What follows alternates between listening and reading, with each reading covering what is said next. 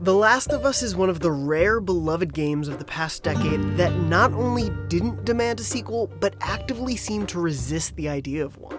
Its story is poignant enough because of how self-contained it is. But with The Last of Us Part 2, developer Naughty Dog rises to the challenge with not only a complex and brutally emotional story that gives it a reason to exist, but also deep and satisfying evolutions to the original's third-person action stealth gameplay.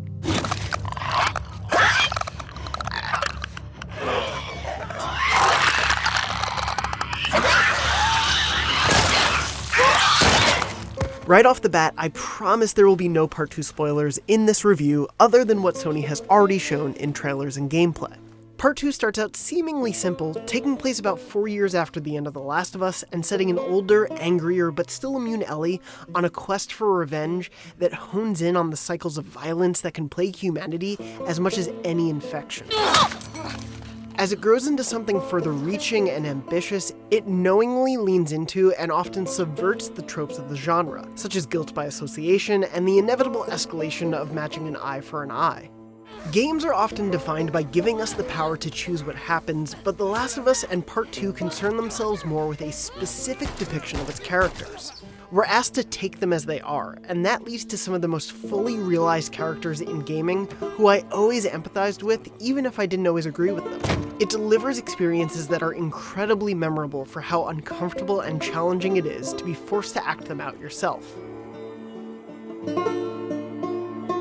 Actors Troy Baker and Ashley Johnson return to add so much heart, honesty, joy, and sadness to the roles as Joel and Ellie respectively.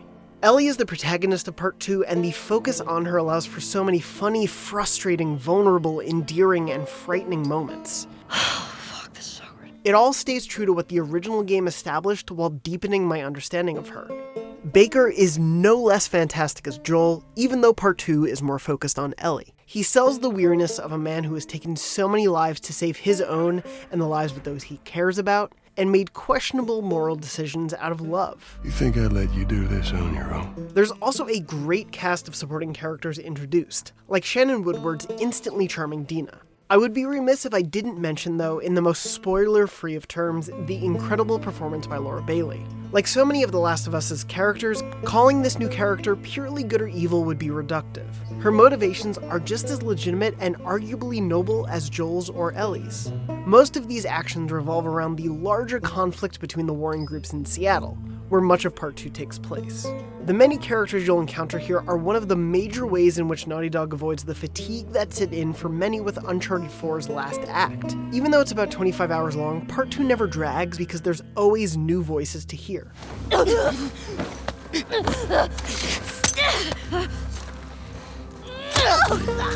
The way stealth, action, and puzzle sequences play out remains very familiar.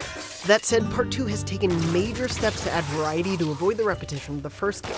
And yeah, some of this sorta seems obvious in hindsight. Like, it's silly to think that adding a jump button in 2020 could feel fresh, but Ellie's athleticism most definitely proves to be key to keeping Part 2's combat encounters interesting and surprising over time. Whether you're going in loud or quiet, the scope of these battlefields is great.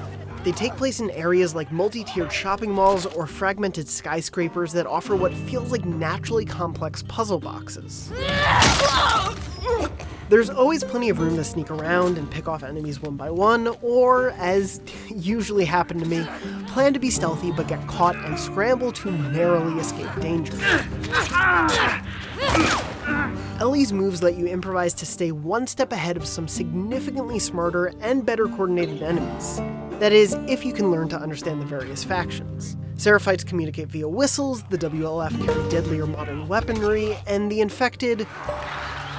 well, no, they haven't started talking to each other, but their mob mentality is more threatening than ever. New enemies like the Shambler throw noxious spore bombs that cut off potential escape routes or obscure other enemies. The returning stalkers become even scarier than before, with smart pack mentality as they hide away from Ellie's listen mode ability. Fights with this mixture of infected enemy types led to several encounters that rivaled the best survival horror experiences I've had. Speaking of horror, Part 2 has some of the most brutal combat animations I've seen in any game, and it's not played for laughs.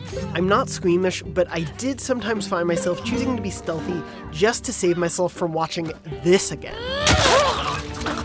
Playing non-lethally is often possible but rarely easy, especially when they loose the dogs who can track your scent even when you're well hidden from humans. You've got to move or you're dead meat, and sometimes that means running for your life.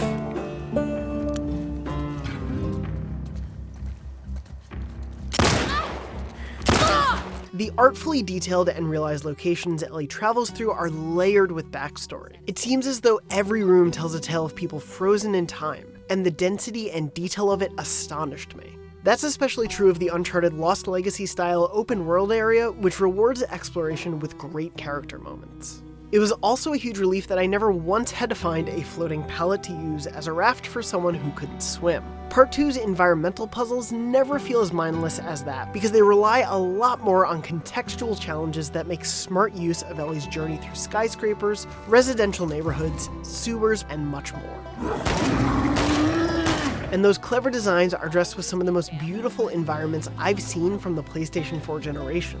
Fantastic audio design plays a big role as well. It starts with a moving score by returning composer Gustavo Santaolalla and goes all the way down to the little details. Characteristic for the region, the oppressive thump of rain masks the terrifying noises of the infected that lurk outside. From the slight hum of a silenced pistol, to the harrowing boom of a shotgun, from the guttural screams of the clickers,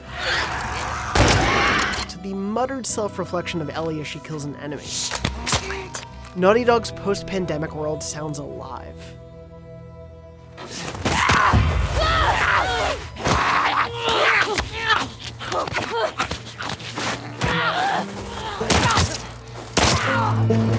The Last of Us Part 2 is a masterpiece worthy of its predecessor.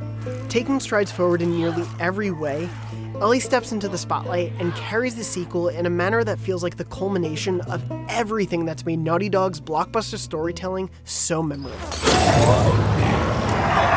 It delivers a layered, emotionally shattering story on top of stealth and action gameplay that improves the first game's mechanics while integrating a bit more of Uncharted's greater mobility and action. But while Part 2 is a thrilling adventure, it still makes time for a stunning, nuanced exploration of the strength and fragility of the human spirit.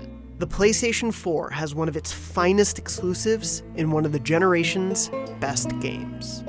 For more on The Last of Us Part 2, check out our original review of The Last of Us and its Left Behind expansion. And for everything else, stick with IGN. I told you. He should be terrified.